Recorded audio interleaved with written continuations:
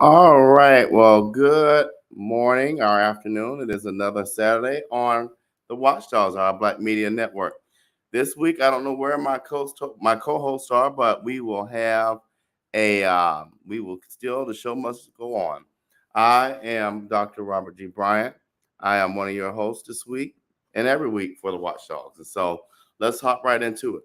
So this week, you all, one of the things, one of our topics this week, or our topic this week, is around cultural appreciation. As many of you may or may not know, I much of my career has been centered around cultural understanding, identity, belonging, all of those pieces that make us a multicultural world. Right. One of the things I've always done. Most of my work has been around multiculturalism and how do we appreciate identity and how does our identity, shape us and who we are, right? And how does that show up and impact the different spaces we enter, right? So many of you may know we all have multiple identities, not multiple personalities, multiple identities. We may identify as African American, male or female, by sexual orientation, by our faith that we subscribe to. And so these things make up our multiple identities. There are also identities that we don't necessarily see, right? So identities such as our personality are things like that, that what I would call under the iceberg. As a matter of fact, if I can find it during today's show, there is an image where we can see the identities that we can visually identify someone as, such as, maybe gender, sometimes how we present our gender, or how we present who we are as individuals. And then those identities we don't necessarily see, such as faith and what have you, things that we cannot necessarily present, right? And so those are things we're going to talk about today. In particular, let me go a little further with that. In the United States and around the world, some countries celebrate what you call cultural heritage months, right? So the one we're most familiar with, right, is Black History Month. February is typically that time when we recognize Black history. Women's History Month is usually during March, and this particular month is what some of you have heard as Pride Month. It's a time where the LGBTQIA plus culture is celebrated and recognized. And so we're going to talk about culture today. We're going to dig a little deeper into Pride Month, which is LGBTQIA plus month. But let me start with this particular video that we have. And we will begin here. So we're going to learn about how do we appreciate culture. Intrigued by other cultures, to hear music from a different country and be inspired to dance, to eat food from an exotic restaurant and want to cook. Culture gives our lives color and character. It's worth celebrating. But in order to fully appreciate a culture that's not your own, it's worth digging a little deeper to understand where that culture comes from, how important it is to the people who claim it, and why. But how can you do that? The Italian merchant and explorer Marco Polo spent a whopping 24 years traveling through China. He learned a lot about Chinese culture, like the differences between Christianity and Buddhism. But you don't need to travel the world to learn about a culture. Reading books written by authors from other cultures, watching TV shows that are popular in other places, paying attention to the news. But most of all, getting to know people from those cultures helps us go beyond the stories and images portrayed by the media to better understand the context of a culture. Some kids think that Africa is one single country, lighted by poverty, hunger, and inequality, because that's what they see in the media, when in fact, it is a continent made of 54 diverse nations, each with its own unique culture, with lots of beauty, innovation, and diversity. Why is it important to look beyond media to understand a culture? When people fall in love with another culture, they are drawn to certain aspects of it. If you want to celebrate a culture, get to know it on a deeper level by listening to and forming relationships with people who are part of that culture. Knowledge shows respect. Otherwise, it's easy to misrepresent a culture. Festivals like Holi, the Indian Festival of Colors, are celebrated in countries all around the world. Everyone is welcome to attend. But non-Muslims are not permitted to enter the sacred city of Mecca, so attending the annual Hajj pilgrimage is strictly out of bounds. So, when you're trying on a dashiki, or cooking paella for dinner, or signing up for a capoeira class, or planning a Cinco de Mayo party, ask yourself, do I understand the history and cultural significance? Have I been invited to take part in this? How can you celebrate and learn about a culture without claiming it as your own? So I'm glad that they kind of ended with that Cinco de Mayo piece. A lot of the cultural norms or cultural celebrations that we see in the United States have become overly commercialized, in my opinion.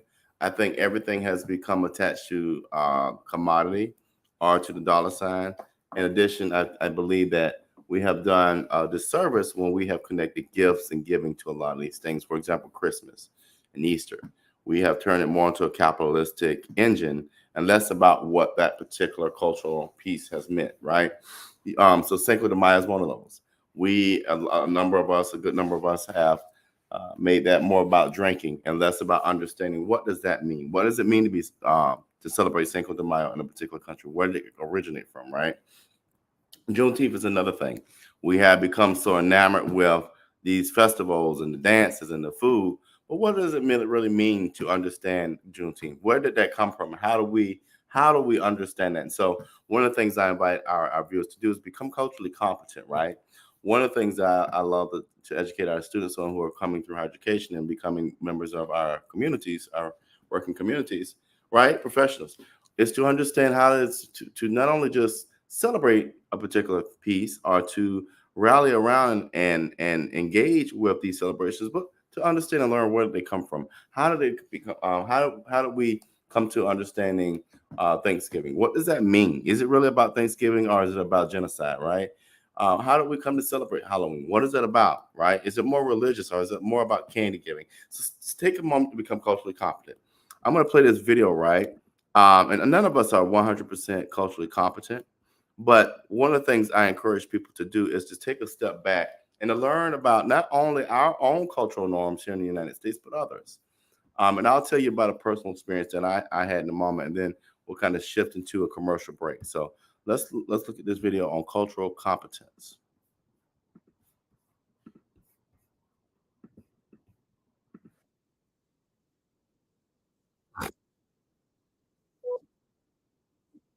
Communicate and effectively interact with people across cultures.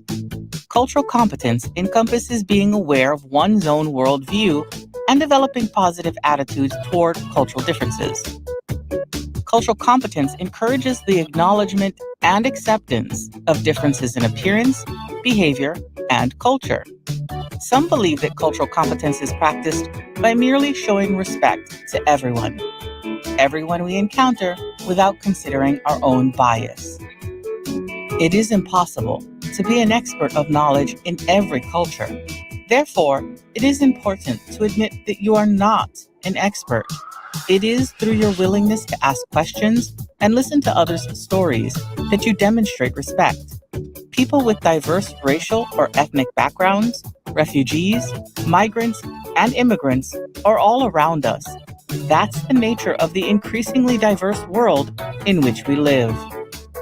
The Census Bureau estimates that in 2020 alone, international migration will add one person to the U.S. population every 34 seconds. Our world is growing, and with it, our opportunity to build valuable, diverse relationships. Cultural competence is important because without it, our opportunity to build those relationships is impossible.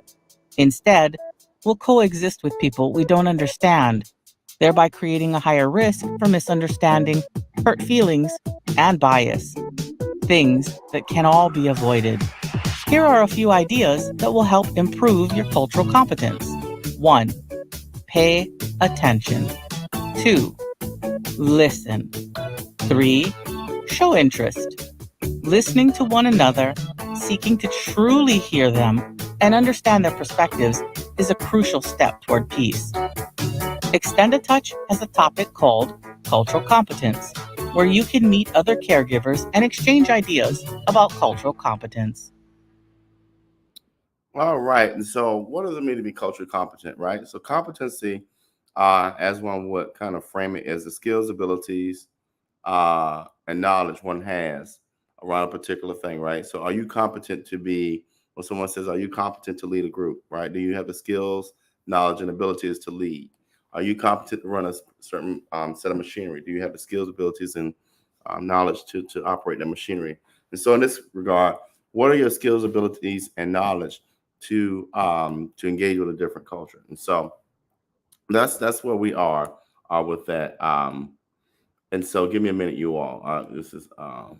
This is someone calling, but that's one of the things we want to be aware of. Is how does one be culturally competent and understand different cultures, right? And today we're going to talk about in a moment the LGBTQIA plus culture. So how do we become culturally competent, right? To engage with, to know about, and to understand a culture that we may be allies with, that we may identify with, right? Going back to that identity, how do we identify?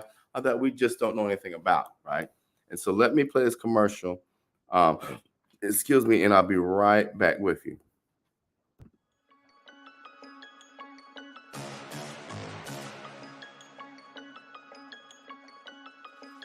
Hello, I'm Richard Coleman, and I'm running for the office of Sheriff of Chatham County.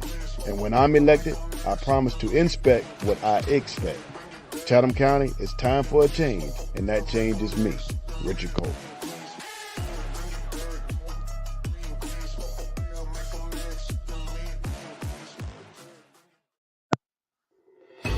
Have you ever experienced a Juneteenth event? Come out to Port Wentworth and celebrate our second annual Juneteenth Festival. Friday, June 21st from 5 p.m. until 9 p.m. Come enjoy our music, our food, our heritage, our culture, and our history. It will be plenty of fun for everyone. Juneteenth is American history. It's a day that we celebrate and remember. It's a day that we look back, but more importantly, a day that we look forward. Join us this June.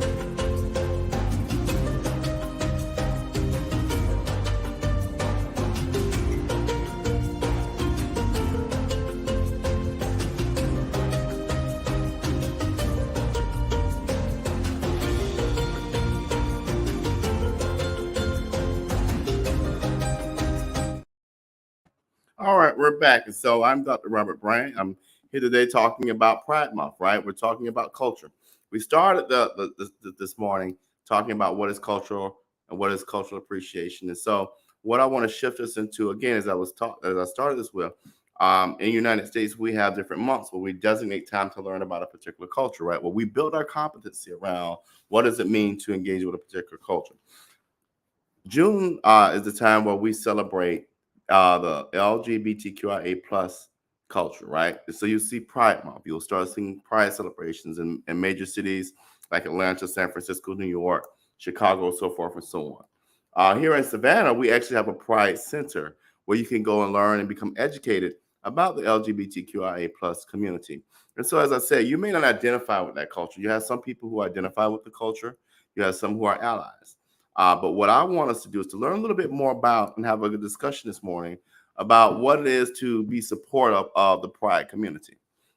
We know that there are some faith-based interactions that won't allow individuals to be mindful of what that space means. But again, I'm a person who has led multicultural centers in different colleges and universities, so I'm very sensitive and aware of identity and being individuals who are inclusively excellent, right? That's what we all want to thrive to be, is being inclusively excellence and to hold on to those ordeals. So let me play this last video today as we begin to learn a little bit more about what it means to support and celebrate Pride with individuals who identify in that community. How can we be supportive? How can we be allies to that community? And here we go. What is Pride Month? Gay Pride, also known as LGBTQ plus Pride, is celebrated in June. It is a month of celebration of LGBTQ plus communities around the world. LGBTQ plus stands for lesbian, gay, bisexual, transgender, and queer. The plus represents other members of the community who do not feel that they fit into any of these categories. Pride is about celebrating who you are and supporting gay rights. During Pride Month, people come together to celebrate love, friendship, and the special and unique things that make us who we are. So, how did Pride start? In the United States, being gay used to be illegal. This means that anyone who was thought to be gay could be arrested. In 1969, after a police raid, riots broke out and LGBTQ plus people in New York City began to protest. In June 1970, to remember these demonstrations, the first Pride March took place in Chicago.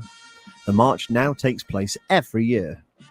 Pride marches, parades, and festivals now happen in cities all over the world. These celebrate the differences between people in our world and promote equal rights for all. At Pride celebrations, people often display the rainbow flag. The rainbow flag, also known as the Gay Pride flag or the LGBTQ+ flag, is a symbol of lesbian, gay, bisexual, transgender, and queer pride, as well as representing the other members of the community. There are also lots of other LGBTQ+ flags for all communities, such as these flags for lesbian pride, transgender pride, bisexual pride, and non-binary pride, just to name a few. There are lots of different flags to represent everyone. However, people often use the Progress Pride flag now to include as many communities as possible. During Pride, lots of people will wave rainbow flags at Pride marches to show that they are proud of who they are and that everyone should be treated equally. During Pride Month especially, it is important that we remember that everyone is special and unique and deserves to be treated with respect. Also, everyone should be allowed to be proud of who they are. It is important to be proud of the things that make you, you. So I hope you learned a lot about Pride Month from this video. To learn more, check out Twinkle's Pride Month page. All right, and in no way are we promoting different individuals. You've heard it in a couple of those videos that they say go check out this page. That can be a resource to you, but we are not promoting that from our Black media. So one of the things I want to highlight from the video is everyone deserves to be comfortable. Everyone deserves to be prideful of who they are, and I wholeheartedly believe in that. As a person who is a scholar of culture and a social scientist, I wholeheartedly believe in those values in our Black community, because I want to get there. We've got to do a stronger investigation and self-reflection on how do we engage with that community. And then let's add another piece to that identity, right? So we're talking about identity. So we're identifying as African Americans, and then we identify as African American Christians, Pentecostals, however you pull in that faith base, and you now start seeing division, right? Or you now start seeing misunderstanding, right? Or you now start seeing dynamics where families can no longer talk about and have a conversation around identity. And so what I want us to do, and I'm not going to do a full show today on this, we're going to do 30 minutes, because what I want us to do better in our Black community is to look at all of our identities, right? We all carry identities that I talked about earlier. And I'm going to look for that iceberg in a minute. And while I'm talking, how do we embrace, right? How do we embrace our identities, right? As individuals, we know that we're all not the same, right? But we also know that we should not be out here disliking, unable to have conversations, are just straight up not being respectful of one another because of individuals' identities, right? How do individuals identify?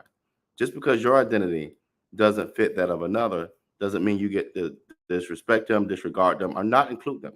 And again, as I talked about earlier, this idea of inclusive excellence.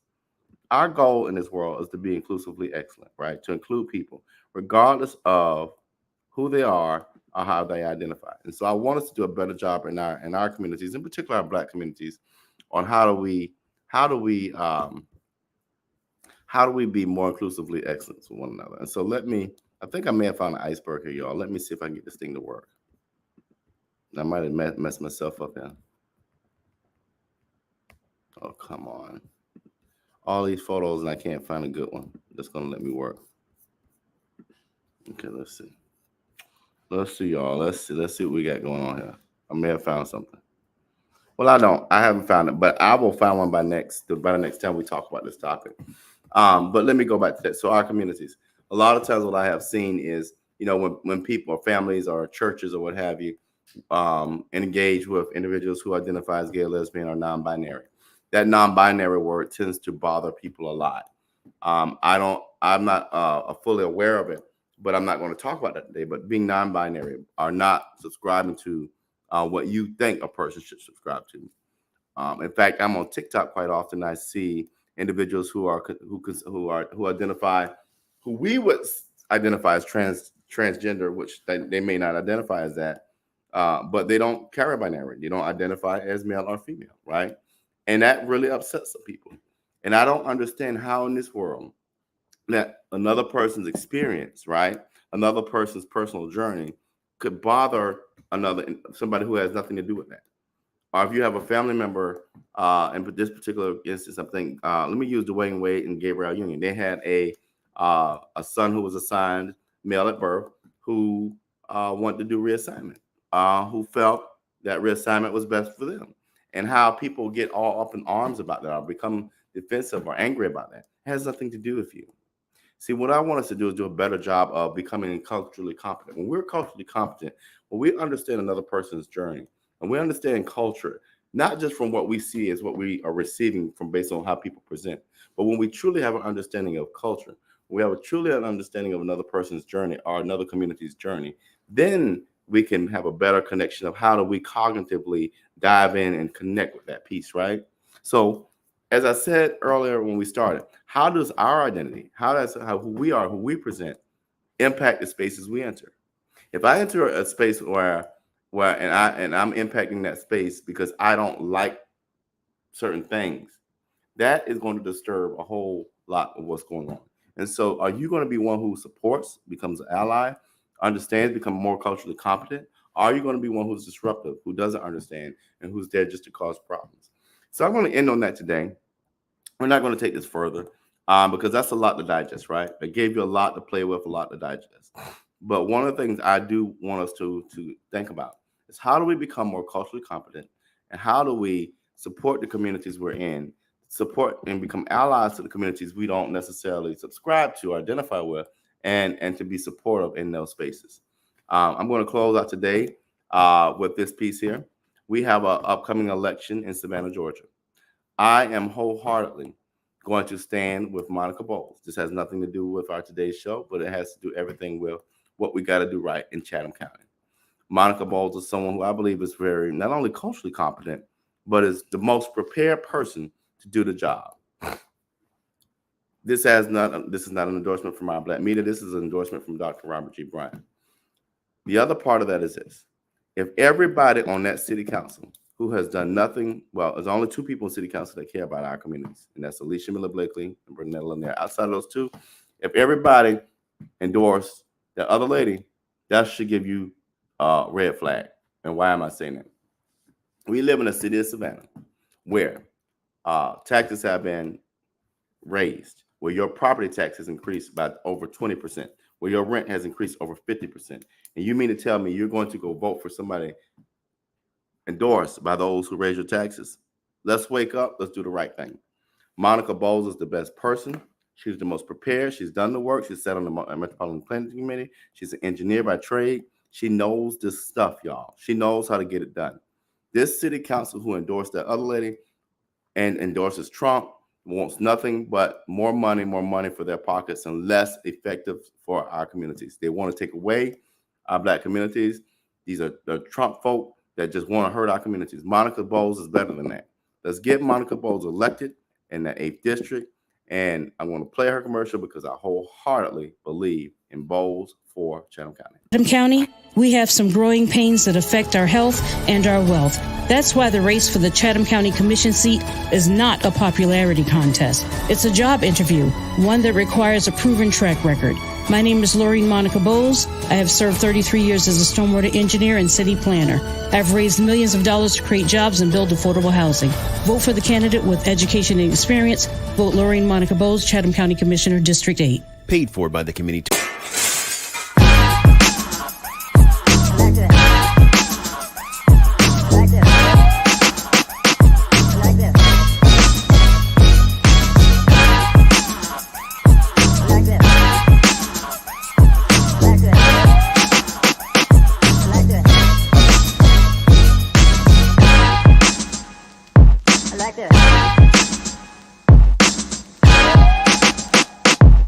best.